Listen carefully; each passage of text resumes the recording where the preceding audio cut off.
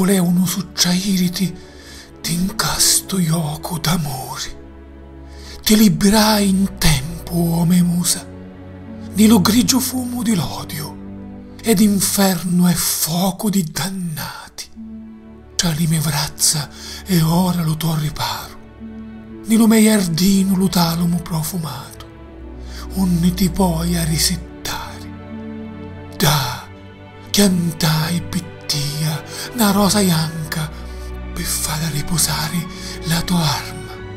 Costruì una filanna, per noccicare li tuoi capiggi di seta. Lassai venere una fauna, perché ti sentissi in Eden. Da ogni giacca misi una luce, perché tu non fossi mai all'oscuro. Ogni frutto delizioso piantai perché ti deliziasse. Acqua fresca tirai d'impuzzo, perché tu, bagnandoti, possa vivere di sostanza di vita.